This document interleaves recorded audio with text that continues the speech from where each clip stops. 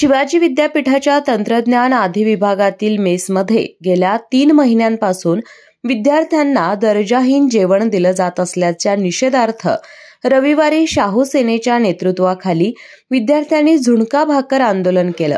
दरम्यान आज शाहू सेनेने कुलगुरू डॉक्टर दिगंबर शिर्के यांना निवेदन दिलं. यावेळी त्यांनी विद्यार्थ्यांचं हित जपण्याची आणि तक्रारींवर तोडगा काढण्याची ग्वाही दिली. विद्यार्थ्यांच्या ताटात साबणाचे तुकडे, घासण्याचे कण, किडे, आळ्या आढळल्याची गंभीर बाब वारंवार विद्यापीठ प्रशासनाच्या निदर्शनास आणून दिल्यानंतरही ठोस कारवाई झाली नाही. त्यामुळे विद्यार्थ्यांच्या आरोग्याशी थेट खेळ होत असल्याचा आरोप आंदोलकांनी केला होता. रविवारी संध्याकाळच्या जेवणात वरण भाताव्यतिरिक्त काहीही न मिळाल्याच्या निषेधार्थ विद्यार्थ्यांनी विद्यापीठाच्या पोर्चमध्ये झुणका भाकर खात प्रशासनाचा निषेध नोंदवला. विद्यापीठ प्रशासनाने सर्व वसतिगृहांमध्ये मेसचं जेवण सक्तीचं करण्याचा निर्णय घेतला असला तरी दर्जा, स्वच्छता आणि पौष्टिकता याकडे दुर्लक्ष केलं जात असल्याचा आरोप शाहू सेनेचे जिल्हाध्यक्ष शुभम शिरहट्टी यांनी केला.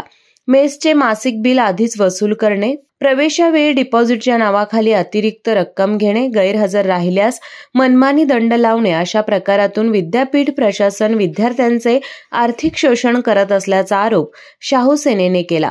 दरम्यान आज शाहू सेनेने कुलगुरू डॉक्टर दिगंबर शिर्के यांना निवेदन दिलं. यावेळी त्यांनी विद्यार्थ्यांचं हित जपण्याची आणि तक्रारींवर तोडगा काढण्याची ग्वाही दिली.